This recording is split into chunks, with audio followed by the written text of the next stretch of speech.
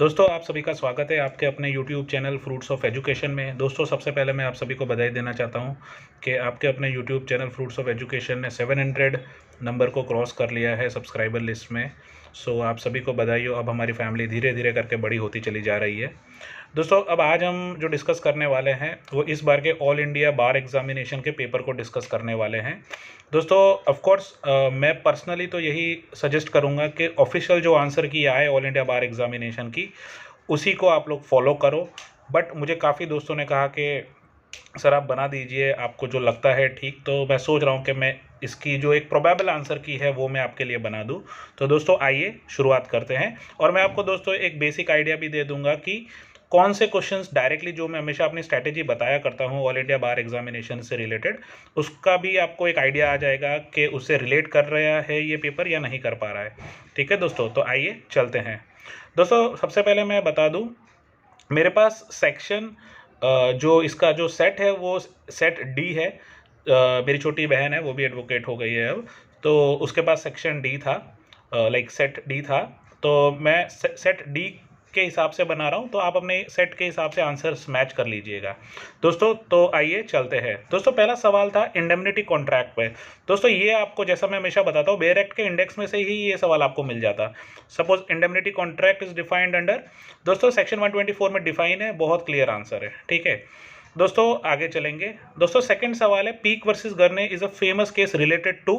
दोस्तों अब ये दूसरा जो सवाल है ये एक्चुअली मिसरिप्रेजेंटेशन से रिलेटेड है, तो जो प्रोबेबल आंसर हो सकता है वो होगा सी, मिस्टेक ऑफ फैक्ट। ठीक है दोस्तों, आइए थर्ड सवाल देखेंगे। दोस्तों थर्ड सवाल है supreme court invoke the principle of transformative constitutionalism in the case of. दोस्तों ये रिसेंटली आपको पता होगा जो 377 वाला जो सेक्शन स्ट्रक डाउन किया था, ये एक्चुअली उससे रिलेटेड था। तो दोस्तों ये एक्चुअली केस अगर आपको याद हो तो इसका आंसर है ए, नवतेज सिंह जौहर वर्सेस यूनियन ऑफ इंडिया 2018। ठीक है दोस्तों, दोस्तों आगे चलेंगे।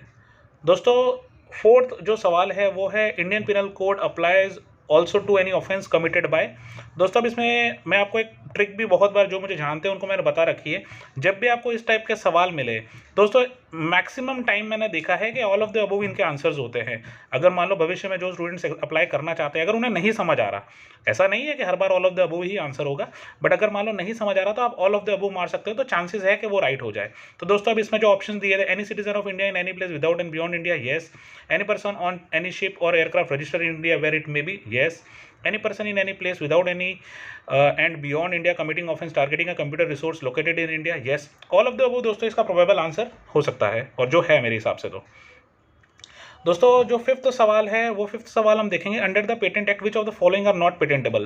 दोस्तों इसका भी आंसर जैसा मैंने आपको आगे बताया, अगर आपको कॉन्सेप्चुअली चीज़ें पता है तो आप एक एक करके देख ले सकते हैं, अगर नहीं समझ आ रहा तो आप डी मार के सेफेस्ट साइड में जा सकते हैं। तो दोस्तों मेथड ऑफ एग्रीकल्चर और हॉर्टिकल्चर, ऑफकोर्स पेटेंट इसके लिए नहीं है। प्रेजेंटेशन ऑफ इन्फॉर्मेशन, सॉरी इसके लिए भी नहीं है। टोपोग्राफी ऑफ इंटीग्रेटेड सर्किट, दोस्तों ये इंटीग्रेटेड सर्किट ये सब अलग से इसके लिए IPRs बने हुए हैं, तो उसमें कंप्लाई होता है। तो दोस्तों ऑल ऑफ द अबव इसका सही आंसर है। दोस्तों सिक्स क्वेश्चन है world intellectual property organisation has replaced pre existing. दोस्तों कई लोगों ने इसमें गलती कर दी है, GATT general agreement of trade and tariff को आंसर मार दिया। दोस्तों GATT actually world trade organisation के पहले था, तो इसका करेक्ट आंसर है बी, बिरपी, BIRPI। ठीक है दोस्तों, तो ये इसका सही आंसर है। दोस्तों मैं डिटेल ज़्यादा नहीं बताऊंगा, नहीं तो पेपर बहुत लंबा हो जाएगा, इसलिए मैं आपको फटाफट आंसर बता के जो ब्रीफ एक्सप्लेनेशन है वो मैं दे रहा हूँ। ठीक है दोस्तों, सेवंथ क्वेश्चन पे चलेंगे। दोस्तों सेवंथ क्वेश्चन है Anuradha Bhasin versus union of India on 10th January 2020 relates to challenge under article 32 of the Indian constitution seeking issuance of an appropriate writ. दोस्तों ये आंसर है फर्स्ट वाला, for setting aside order of government by which all modes of communication including internet have shut down in Jammu and Kashmir. दोस्तों ये news में था, I think question मुझे लगता है वहीं से उठाया गया है, तो ए इसका आंसर है 7 का। दोस्तों 8th क्वेश्चन देखेंगे। दोस्तों 8th क्वेश्चन में बात की गई है Section 66A of Information Technology Act was struck down under 19(1)(a), read with Article 19(2) in the case of। दोस्तों ये फंडामेंटल राइट से रिलेटेड है। दोस्तों इसका सही आंसर है D, Shreya single versus union of India, D इसका सही आंसर है दोस्तों 9th क्वेश्चन को हम देखेंगे। Article 145 subsection 3 of the Indian constitution states,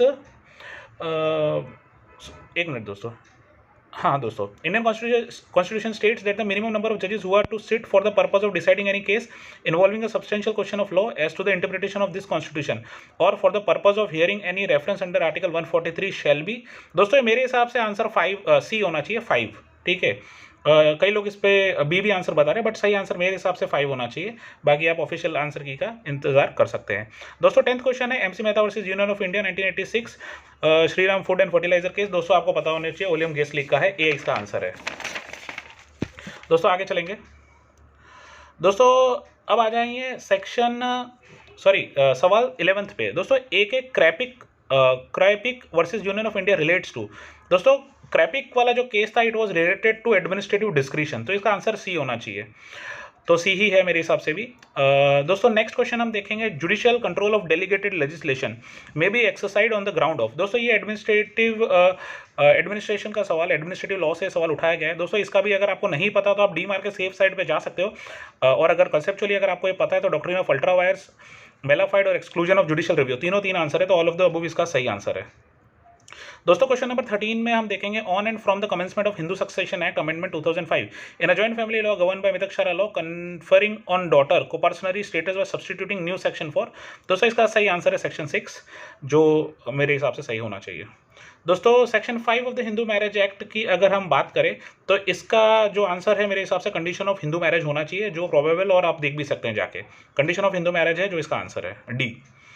दोस्तों क्वेश्चन नंबर 15 जो है, दोस्तों a marriage between a girl of 22 years marriage her maternal uncle son of 23 year in according to the special marriage such marriages. दोस्तों ये actually void marriage मानी जाएगी, तो इसका सही आंसर है सी, ठीक है।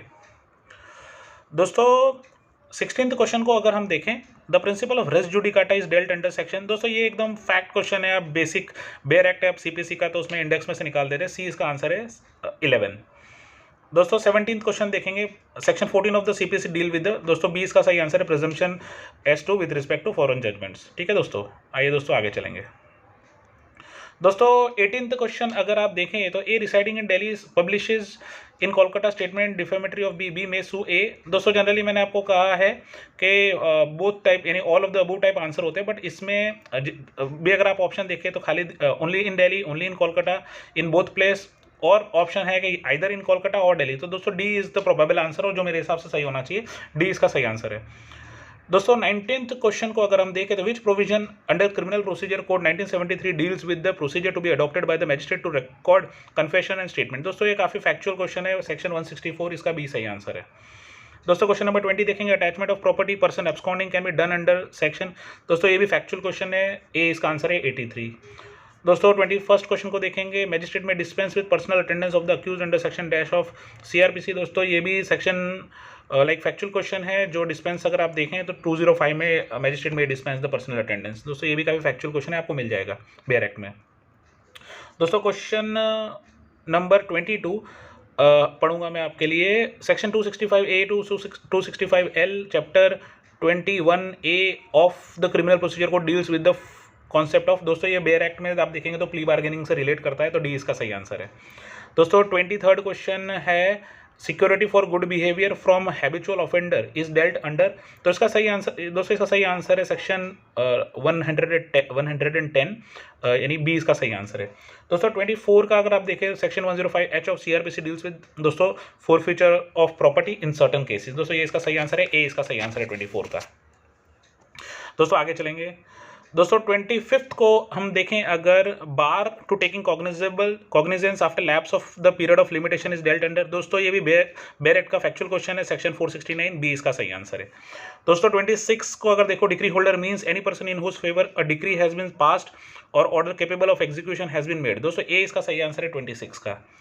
दोस्तों 27 अगर आप देखें तो वॉलंटरली थ्रोइंग और attempting to throw acid is an offence punishable under. दोस्तों सेक्शन 326 बी, ये भी बेयर एक्ट में आप डायरेक्ट देख सकते हैं, तो इसका आंसर ए है। दोस्तों 28th क्वेश्चन को हम पढ़ेंगे, A is at work with the hatchet, the head flies off and kills a man who is standing by here if there was no want of proper caution on the part of A his act is. दोस्तों it is not an offence, तो C is the correct answer. दोस्तों 29 को पढ़ेंगे, A with the intention of causing Z to be convicted of a criminal conspiracy writes a letter in imitation of Z's handwriting purporting to be addressed to an accomplice in such criminal conspiracy and puts the letter in place which he knows that the officers of the police are likely to search. A has committed an offense under, दोस्तों ये offence हो गया section 192 of IPC का, तो इसका answer सही है B.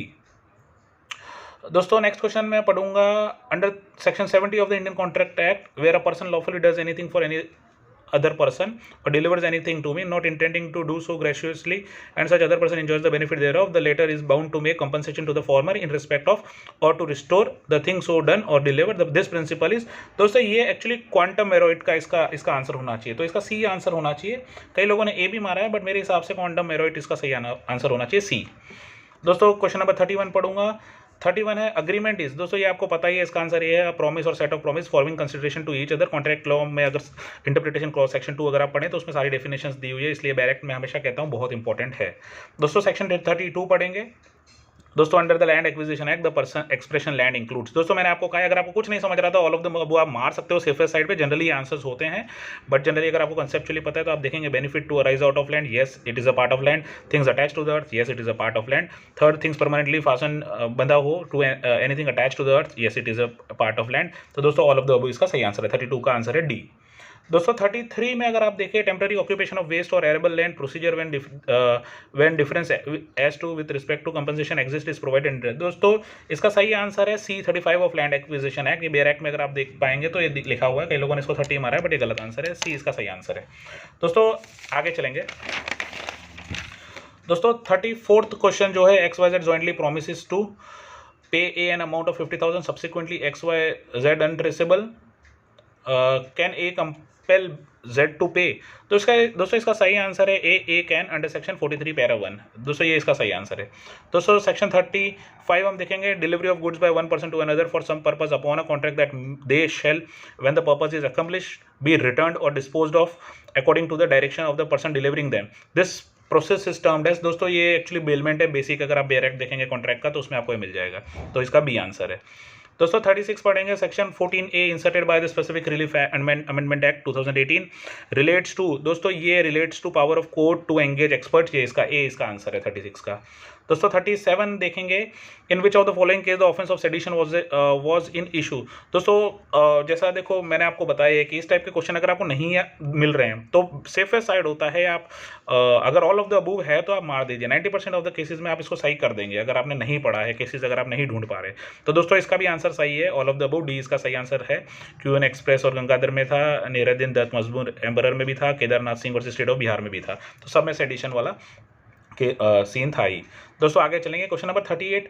दोस्तों 38 को अगर हम पढ़े तो deliberate and malicious act intended to outreach religious feeling of any class by insulting its religion और रिलीजियस बिलीफ, दोस्तों ये आए दिन अगर आप जो प्रैक्टिसिंग एडवोकेट्स हैं उन्हें पता है आए दिन एफआईआर में लगा दिया जाता है 295A, जब भी ऐसा कुछ बॉलीवुड हो या कहीं पे भी ऐसे कोई बात होती है या कोई डायलॉग कोई भी स्टेटमेंट अगर दिया जाता है तो उसको इस तरह से ऑफेंस बना के एफआईआर में ये आ जाता है, तो सेक्शन लाइक बी इसका सही आंसर होगा सेक्शन 295A। दोस्तों 39 में पढ़ूंगा under section 29 of CRPC the court of chief judicial magistrate may pass any sentence authorised by law except, दोस्तों इसमें भी जैसे मैंने आपको कहा अगर नहीं पता तो आप बेस्ट ऑप्शन यही है, ऑल ऑफ द अबव इसका सही आंसर है जो आपको मानना चाहिए और वही आंसर भी है इसका। दोस्तों नेक्स्ट क्वेश्चन है 40 क्वेश्चन, दोस्तों अब इसको मैं पढ़ रहा हूँ आपके लिए। Provision regarding filing of suits by an alien under the code of civil procedure is dealt under, दोस्तों ये बेसिक बेयर एक्ट अगर आप पढ़ते हैं तो इसमें आपको दिख जाता है, मिल जाता है आपको सेक्शन 83, तो डी में डी इसका सही आंसर है। दोस्तों 41 में पढ़ूंगा an order issued by court under civil procedure code 1908 as per order 21 rule 46 for recovery of amount due to judgment credit is known as, दोस्तों ये गार्निशी ऑर्डर है, आप देखेंगे तो आपको मिल जाएगा। दोस्तों section 88 read with order 35 of the CPC 1908 deals with interpretation suit, दोस्तों ये बहुत बार पूछा गया है सवाल, तो इसको आप रट्टा मार लीजिए, ये हमेशा पूछा जाता ही है, तो इसका ए आंसर है 42 का। 43 का दोस्तों national consumer dispute redressal commission was constituted in the year, दोस्तों ये 1988 में हुआ था, तो ये इसका सही आंसर है। दोस्तों 44 what is the limitation period applicable to the 3 forum in entertaining a complaint under consumer protection 1986, दोस्तों इसका सही आंसर मेरे हिसाब से डी होना चाहिए, 2 year from the date on which the cause of action has arisen, लोगों ने इसको 3 भी मारा है बट मेरे हिसाब से करेक्ट आंसर 2 है, 2 ईयर्स है, दैट इज आंसर डी, 44 का डी आंसर है। दोस्तों क्वेश्चन नंबर 45 को अगर आप देखें तो mere illegality of the strike does not per se spell unjustifiability, justice Krishna Iyer name the case. दोस्तों इसका सही आंसर है Gujarat steel tubes versus Gujarat steel tubes Mazdoor Sabha. दोस्तों सी इसका सही आंसर है। दोस्तों 46 क्वेश्चन को आप अगर देखें, a workman aggrieved by the order of dash may directly make an application to the labour court or tribunal for adjudication of the dispute at the court is empowered to adjudicate such dispute as it had been refer to it by the appropriate government. दोस्तों इसका सही answer है B, dismissal, discharge, retrenchment or otherwise termination of service. दोस्तों B इसका answer है 46 का। दोस्तों 47 अगर आप देखें, विस मेजर मीन्स, दोस्तों it is an act of God, A इसका सही आंसर है। दोस्तों 48 देखिए सवाल, according to classical doctrine of the doctrine of act of the state in law of टॉट मीन्स, दोस्तों इसका ए आंसर है an act of sovereign power of a country that can not be challenge, control or interfered with municipal courts. दोस्तों ये इसका सही answer है, 48 का ए आंसर है। दोस्तों 49 का, in torts all person who aid or counsel or direct or join in the committal of wrongful act are known as, दोस्तों इसका सही आंसर है बी, जॉइंट टॉट फीजर। दोस्तों नेक्स्ट क्वेश्चन देखेंगे, क्वेश्चन नंबर 50। दोस्तों A is accused of waging war against government of India by taking part in an armed insurrection in which property is destroyed, troops are attacked and goals are broken open. The occurrence of these facts is relevant as forming part of the general transaction, though A may not have been present at all of them. Under which section of Indian Evidence Act? दोस्तों section 6 is relevant, तो answer is 6, section 6 that is B। दोस्तों question number 51 हम पढ़ेंगे, section 110 of the evidence act deals with, दोस्तों ये basic bear act में आप ढूंढते हैं, आपको इंडेक्स में ही आंसर मिल जाता है, C, burden of proof with respect to ownership, C इसका आंसर है दोस्तों। दोस्तों 52 अगर आप देखें, section 113 A of the evidence act, दोस्तों इसका आंसर होगा D, presumption with respect to abetment of suicide by married women, D इसका आंसर है 113 ए। दोस्तों ये भी अगर आप बेयर एक्ट में ढूंढते हैं एविडेंस के तो आपको डायरेक्ट इंडेक्स में मिल जाता शायद। दोस्तों नेक्स्ट क्वेश्चन है 53। दोस्तों the supreme court has legalized living wills and passive euthanasia subject to certain condition in the case of, दोस्तों इसका सही आंसर है common cause versus union of India 2018 SAC 1, दोस्तों इस केस में कहा गया था, तो इसका आंसर है बी, 53 का आंसर है बी। दोस्तों 54 है आपका article 310 of the Indian constitution mentions about, दोस्तों इसका आंसर है D, doctrine of pleasure with reference to civil servant. दोस्तों जो एक रफ आइडिया भी अगर आप देखो तो 310 सिविल सर्वेंट रिलेटेड ही है, तो इसका जो सही आंसर है वो है डी, डॉक्ट्रिन ऑफ प्लेजर। दोस्तों क्वेश्चन नंबर 55 देखेंगे। दोस्तों 55 है right to know the antecedent of the candidate in the election flow from, दोस्तों इसका सही आंसर है A, article 19(1)A, that would be the correct answer मेरे हिसाब से। बाकी आप ऑफिशियल कई लोगों ने 14 मारा है, बट मेरे हिसाब से 19(1)A इसका सही आंसर है। दोस्तों नेक्स्ट क्वेश्चन हम देखेंगे, in the preamble of the Indian constitution the expression liberty is followed by the word, दोस्तों इसका सही आंसर है बेसिक प्रीएम्बल आप देखते तो मिल जाता of thought, expression, belief, faith and worship, तो इसका आंसर है बी। दोस्तों question number 57, the plea bargaining is applicable only in respect of those offences of which punishment of imprisonment is up to a period of 7 year, दोस्तों A इसका सही answer है 57 का। दोस्तों 58 पे आ जाइए, from a plain reading of section 195 CRPC it is manifest that it comes into operation at the stage when the court intends to take cognizance of an offence under section 191 of CRPC and it has nothing to do with the statutory power of the police to investigate into an FIR which discloses a cognizable offence. In other words the statutory power of the police to investigate under the code is not in any way control or circumscribed by 197 CRPC, this was held in the supreme court in the case of, दोस्तों इसका सही answer है B, Raj Singh versus state 1998। दोस्तों question number 59, the question is whether A owes B ₹10,000 which of the following statement are relevant under evidence act, दोस्तों मैंने आपको ऐसा बताया, अगर कुछ समझ नहीं आया तो आंसर डी मारिए और इसमें भी डी ही आंसर है, ऑल ऑफ द अबव। दोस्तों question number 60, so much of such information whether it amounts to a confession or not as relates distinctly to the fact thereby discovered by the police may be proved under, दोस्तों question number 60 का सही answer है section 27 of the Indian evidence act, that is C इसका सही answer है। दोस्तों question number 61, when the court has to form an opinion upon a point of foreign law or science or part as to identify of handwriting, finger impression, the opinion upon the point of person specially skilled in such foreign law, science or art, or in question with respect to identity of handwriting or finger impression are relevant fact, this is under dash of the evidence act, दोस्तों इसका सही answer है section 45, that is B इसका सही answer है 61 का। दोस्तों question number 62 को देखेंगे, A intentionally and falsely leads B to believe that certain land belongs to A and thereby induces B to buy and pay for it. The land afterward becomes the property of A and A seeks to set aside the sale on the ground that at the time of sale he had no title. He will not be allowed to prove his title, prove his want of title. Which section of Indian evidence is applicable? दोस्तों इसका सही answer है section 115 दोस्तों, C इसका सही answer है। दोस्तों question number 63, the arbitration act 1996 repeals दोस्तों आर्बिट्रेशन एक्ट जूना जो था वो उसे रिपील किया है। आर्बिट्रेशन प्रोटोकॉल कन्वेंशन एक्ट 1937 को रिपील किया है। Foreign awards recognition enforcement act 1961 को रिपील किया है। और दोस्तों मैंने आपको बताया, जैसे आपको नहीं पता है तो ऑल ऑफ द अबव मार दीजिए, 90% चांसेस है आपके वो आंसर सही बैठ जाए, तो डी इसका सही आंसर है। दोस्तों क्वेश्चन नंबर 64 हम देखेंगे। पार्लियामेंट में by law establish administrative tribunal under dash of the Indian constitution. दोस्तों ये आपको पता ही होना चाहिए, section 323A of the Indian constitution. Indian constitution का अगर आप इंडेक्स देखते तो आपको वहीं मिल जाता। बी इसका सही आंसर है 64 का। दोस्तों question number 65, the bar council of India has to lay down the standard of professional conduct and etiquette for the advocates under. दोस्तों इसका सही आंसर है B, section 71 of the advocate act 1961। दोस्तों next question, according to the section 49 of the advocate act of 1961 the bar council. दोस्तों इसका जैसा मैंने आपको बताया, नहीं समझ आया तो ऑल ऑफ द अबव मारो और चांसेस है वही आपका सही होगा। तो qualification for membership of the bar council and this qualification yes. Class category of person entitled to be enrolled as advocate yes. The standard of legal education to observe by the university and inspection of the university for that purpose yes. D इसका सही answer है 66 का। दोस्तों 67 देखें, दोस्तों 67 देखेंगे, India that is Bharat shall be a union of state. दोस्तों ये article 1 of the Indian constitution बोलता है, अगर आप देखेंगे तो आपको मिल जाएगा, तो इसका सही आंसर है सी। दोस्तों question number 60, MC Mehta versus union of India all India reporter 1987 supreme court 1086 Shri Ram fertiliser case. ये रिलेट करता है ए से, in escape of toxic gas the enterprise is strictly and absolutely liable to compensate all those who are affected by the accident and such liability is not subject to of the exception which operate vis-a-vis the tortious principle of strict liability. दोस्तों तो इसका answer है ए। दोस्तों 69 देखेंगे हम, according to environmental protection act 1980 environmental pollutants. दोस्तों ये भी डेफिनेशन में मिल जाता है, एनी सॉलिड लिक्विड और gaseous substance present in such concentration as may be और tend to be injurious to environment. दोस्तों इसका 69 का आंसर है सी। दोस्तों 7 का National Green Tribunal cannot exercise its jurisdiction with reference to. दोस्तों वाइल्ड लाइफ बी। दोस्तों मैंने कहा है कुछ नहीं हो तो लास्ट में ऑल ऑफ द अबव, तो बी बोथ ए बी इसका आंसर है, तो डी इसका आंसर है 70 का। दोस्तों अब 71 पे हम चलेंगे। An attempt to acquire sensitive information such as username password credit card details by masquerading as trustworthy entity in an electronic communication is known as। दोस्तों फिशिंग इसका आंसर है, सी इसका आंसर है। दोस्तों 72 under section 82 of the Indian penal code nothing is an offence which is done by a child under the age of. दोस्तों इसका answer है 7 years। दोस्तों next question number 73, R V. Dudley and Stephen stands for the principle that. दोस्तों इसका सही answer है A, killing an innocent life to save his own is not in defence and necessity cannot be pleaded as a defence against murder. दोस्तों ये ए इसका answer है 73 का। दोस्तों आगे चलेंगे 74। दोस्तों the utility of public interest litigation. दोस्तों जैसा मैंने आपको बताया, कुछ नहीं पता हो तो डी मारो, और अगर इसको समझ भी रहा हो तो जो लोग समझ रहे हैं वो भी समझ पाएंगे। लिबरलाइज लोकल स्टैंड है, येस।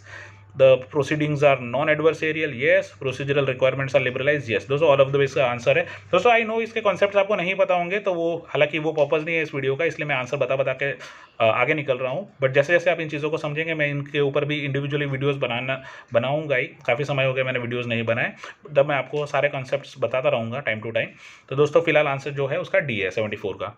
दोस्तों क्वेश्चन नंबर 75 जो है, the petitioner professor of political science who had done substantial research and deeply interested in ensuring proper implementation of the constitutional provision challenge the practice followed by the state of Bihar in promulgating a number of ordinances without getting the approval of the legislature. The court held that the petitioner as a member of the public has sufficient interest to maintain a petition under Article 32. This relate to the case of। दोस्तों इसका answer है B, DC Wadhwa versus state of Bihar, all India reporter 1987, supreme court 579।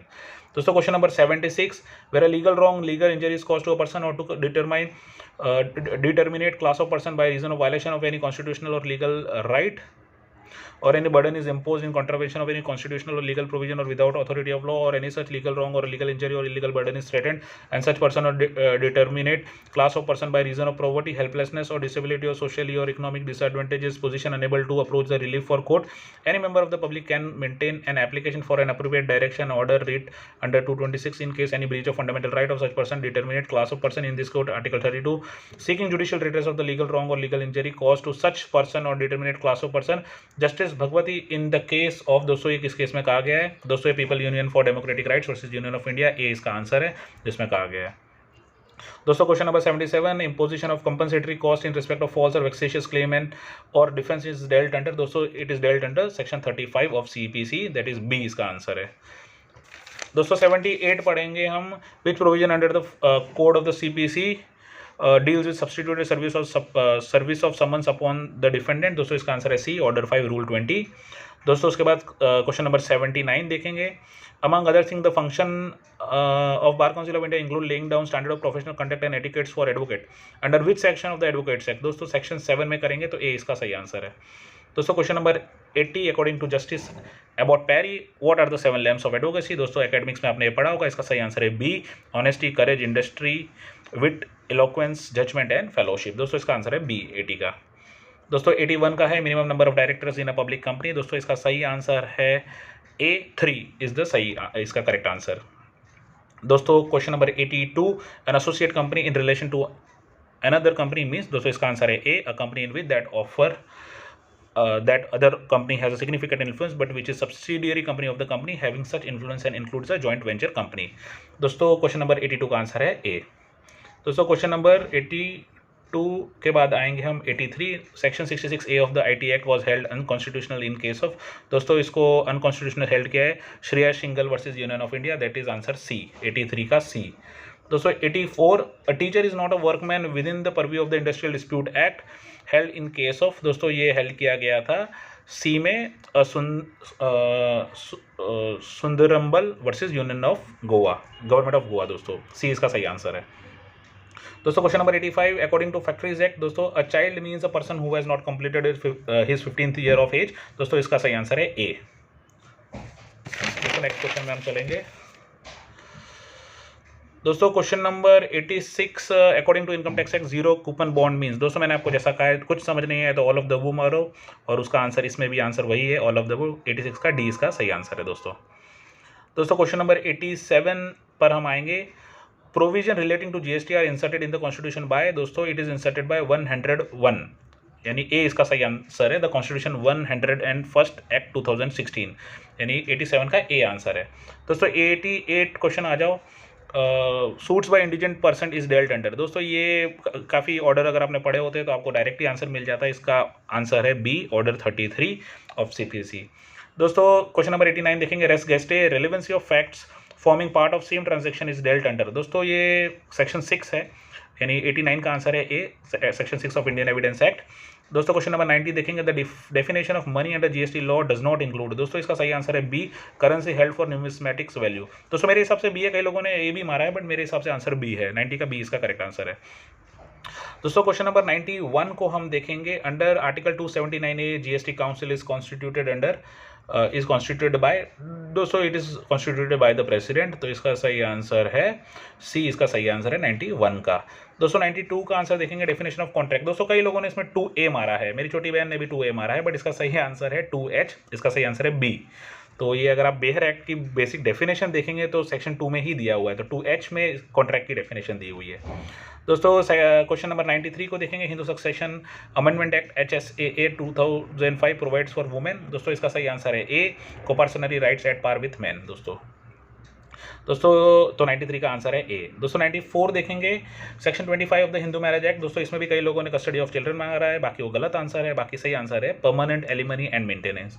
दोस्तों question number 95 अगर हम देखेंगे। Hindu wife had been living with her children and all the children had been brought up by her without any assistance and help from the husband many years, the wife was entitled to separate residence and maintenance under। दोस्तों इसका answer है, सही answer है C, section 18(2)A of Hindu adoption and maintenance act. दोस्तों question number 96 हम देखेंगे। Requisite of a valid adoption, no adoption shall be wedded unless person adopting has the capacity, also has the right to take in adoption, the person giving in adoption has the capacity to do so, the person adoption is capable of being taken in adoption, the adoption is made in compliance with the other condition mentioned in the chapter। दोस्तों इसका सही answer है A, section 6 of Hindu adoption and maintenance act.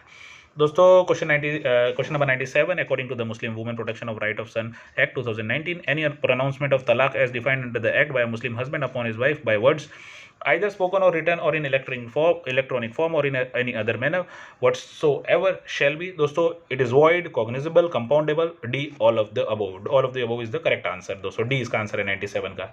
दोस्तों 98 the United Nations trial model laws and rules do not become part of arbitration act so as to become an aid to construe the provision of the act held in the case। दोस्तों it was held in the case of A, Union of India versus East Coast Boat Builder and Engineers Limited।